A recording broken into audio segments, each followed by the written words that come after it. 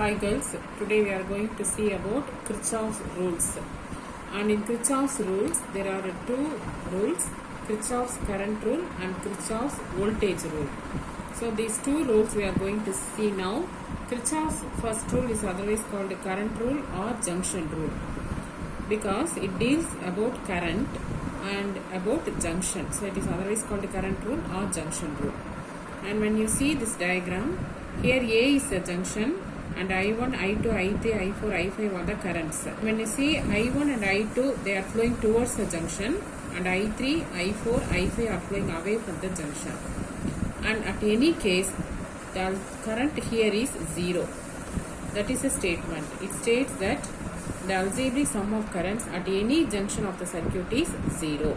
So whether the current is flowing inwards or outwards, the net current is 0. Sure. Current entering the junction is taken as positive and current leaving the junction is taken as negative.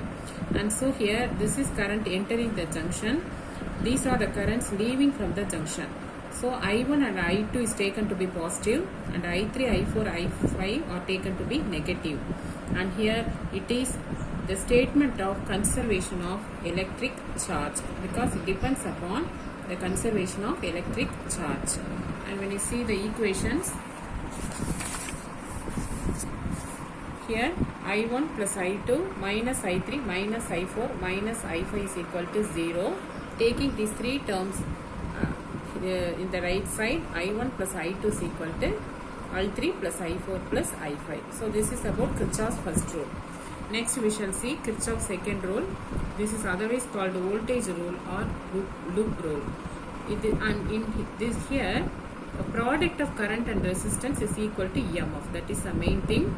Product of current and resistance is equal to EMF. It states that in a closed circuit, the algebraic sum of products of current and resistance of each part of the circuit is equal to the total EMF induced in the circuit.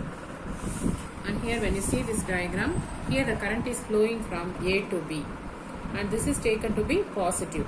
Whereas if the current flows from B to A, B is equal to minus IR. Here the current is flowing from B to A and you change this arrow mark because it is wrong in this diagram. And in this the battery is connected. In the first case the current is flowing from negative terminal to positive terminal in this direction. So it is taken to be plus I. Whereas here the current is flowing from positive terminal to negative terminal, then V is equal to minus I. So here you take this. The EMF is considered positive when proceeding from the negative to the positive terminal of the cell. This you should understand. The EMF is positive when proceeding from negative terminal to positive terminal and vice versa. And here this rule is applied to currents in the circuit in a steady state condition. That is, the current in various branches are constant. Only in such a case Kirchhoff's voltage rule can be applied. Next we shall see about Wheatstone's bridge. Wheatstone's bridge is very important application. Here Kirchhoff's rules are used. And Kirchhoff's rules, first rule and second rule is used here.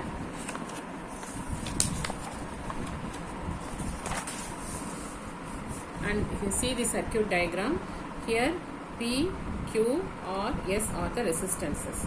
And I1, I2, I3 and I4 are the currents flowing in this circuit. And A, B, C, D are the junctions. The four resistances are connected like this. The galvanometer is connected between B and D and the battery is connected between A and C. And here the EMF is psi. And this is a circuit connection. I is the current flowing throughout the circuit. And when I reaches this point, it split up into two, I1, I2. After coming to this junction, this will become I3 and this will become I4. So there are four currents flowing, I1, I2, I3 and I4. And you are taking first the junction B. In this junction B, I1 is flowing towards, IJ is flowing away and I3 is also flowing away. So particularly you take this junction B. And in this junction B, according this law to the junction B,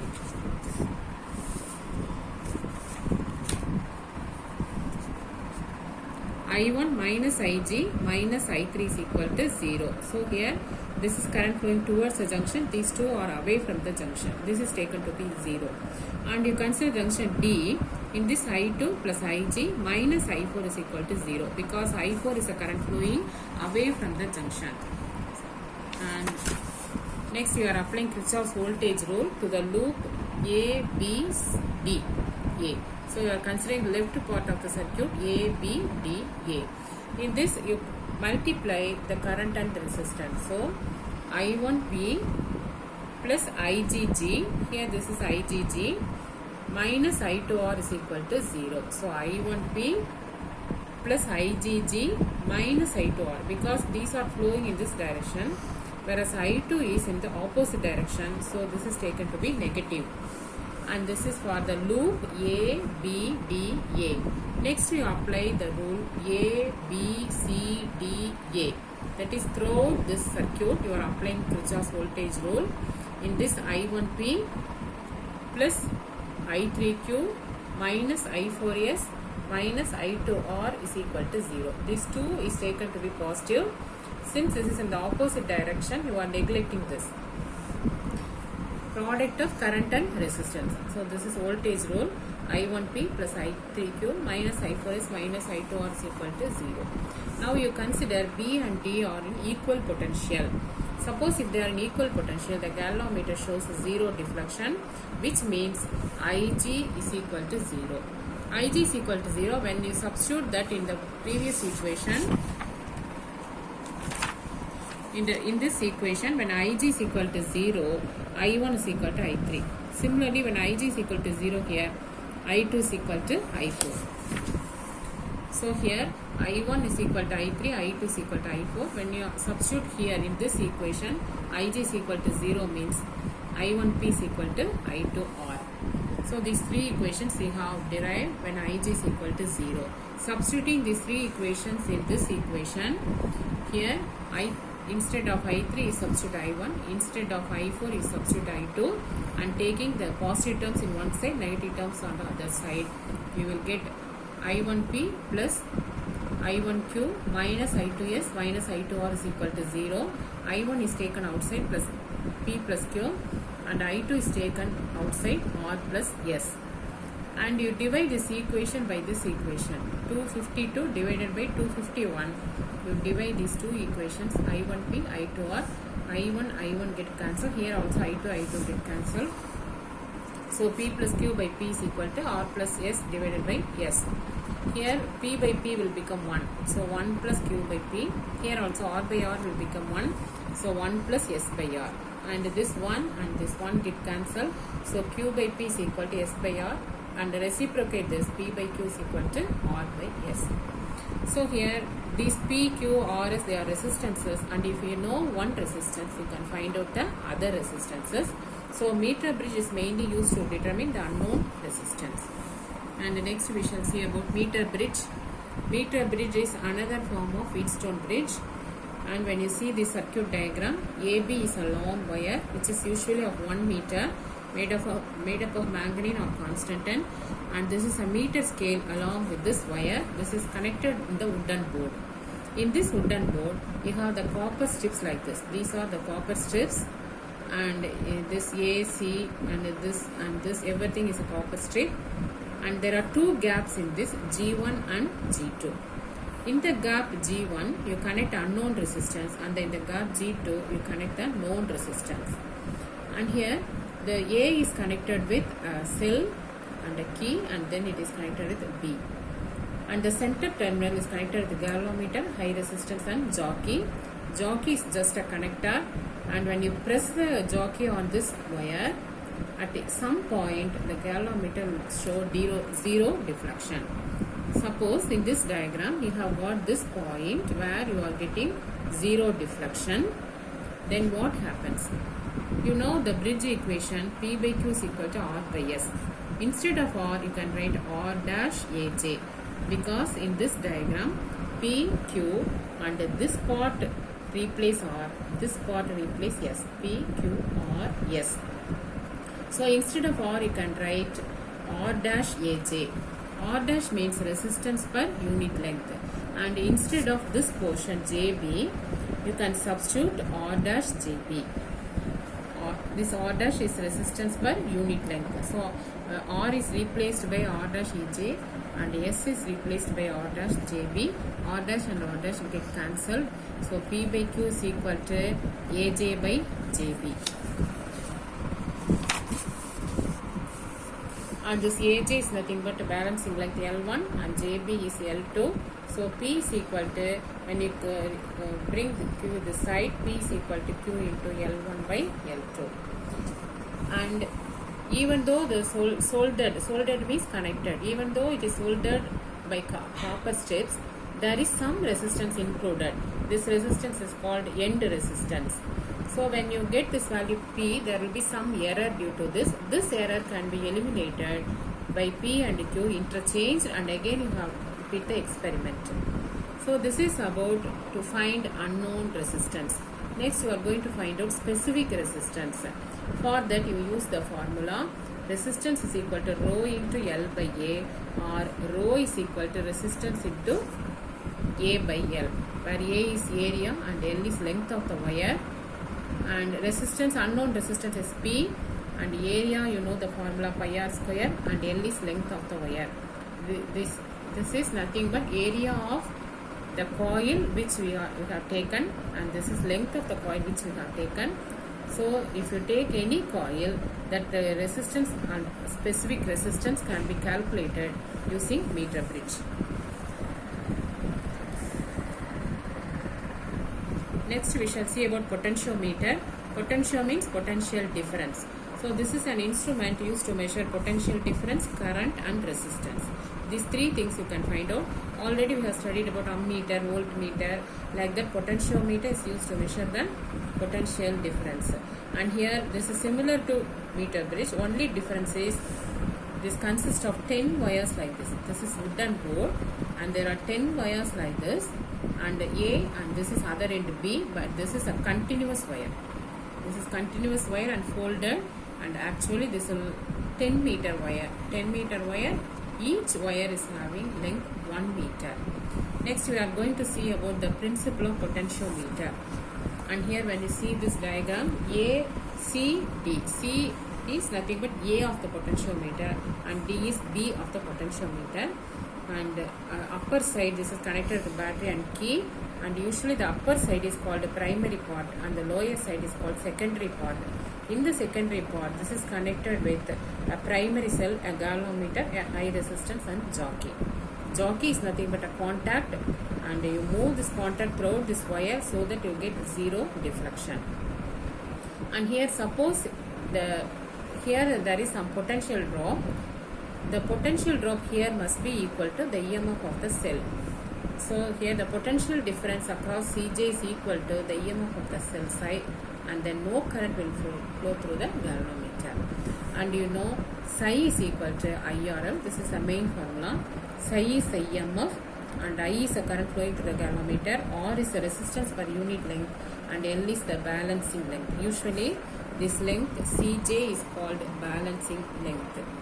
And so from this the I is a constant, R is a constant, so psi is directly proportional to L. So the EMF of the cell is directly proportional to the balancing length. That is the main principle of potentiometer. Next we shall see about comparison of EMF of two cells with a potentiometer. And here the potentiometer is nothing. It is a device used to measure the potential difference. You have you will be given two cells like Planck cell and Daniell cell, and you are going to compare the EMF of the two cells. And here when you see the circuit diagram, C and D, this is potentiometer wire, and this is a primary circuit where you are having battery, key and the rheostat. And in the secondary circuit, this part is called DP/DT switch. Either you can put the switch in this side or this side. If you put the switch on this side, then this cell is included in the circuit. If you put the switch here, this EMF is included in the circuit, and this is called DP/DT switch, double pole double throw switch. You see here the switch is called DP/DT, which is double pole double throw switch. And here when you see here, First you press the key this side and this EMF is included in the circuit. You find out the balancing length, let it be L1. Now you put the key this side, this will be included in the circuit. This alone will be included in the circuit. Now let the balancing length is L2. So for this cell, the balancing length is L1. For this cell, the balancing length is L2. So here we have psi 1 is equal to IR L1. Similarly, psi 2 is equal to IR L2. Dividing these two equations, you will get psi 1 by psi 2 is equal to L1 by L2. This is the main equation. And if you know the EMF of one cell, the EMF of other cell can be calculated using this formula. Here psi 1 is the EMF of first cell. This is EMF of the second cell. This is the balancing length for the first cell. And this is the balancing length for the second cell. That's all. Next we shall see about measurement of internal resistance of a cell by potentiometer. Already we have measured internal resistance using voltmeter, but now we are going to find out internal resistance of the cell using potentiometer. So if a question is asked, you have to find out whether by using voltmeter or by potentiometer. And here in this diagram, CD is a potentiometer wire. The primary circuit consists of a battery, key, and in the secondary circuit you will have a cell, external resistance, and a key, galvanometer, high resistance, and jockey. This key in the primary circuit is K1. This key in the secondary circuit is K2. And when you see the connection, the negative terminal is usually connected to the galvanometer and high resistance and through the jockey. In the first case, with the K2 open, first you have to remove this key. So this is like open circuit. Now you measure the balancing length, let it be L1. So here the psi is directly proportional to L1. And after performing this part, the key is closed. Now the key K2 is closed. R is the internal resistance of the cell, and capital R is external resistance and small r is internal resistance. Here I is equal to psi by R plus R. This is by Ohm's law. I is equal to V by R. Instead of V, psi, and R is given by R plus R. This is external resistance. This is internal resistance. And you know Ohm's law, V is equal to IR. So you substitute I here. So V is equal to psi R by R plus R. So V is equal to IR. And now you find the balancing length, let it be L2. So psi R by R plus R is directly proportional to L2. And dividing equations from equation 62 and 263 and rearrange, you will get R plus R by R is equal to L1 by L2. That is, you are dividing equation 262 by equation 263. Then psi get cancelled and you get R plus R by R is equal to L1 by L2. Here R and R get cancelled. So 1 plus R by R is equal to L1 by L2. And you bring this one this side, and R is equal to R into L1 minus L2 by L2. You are taking common denominator in this. And this is the equation to find out internal resistance. Here small r is internal resistance of the cell psi.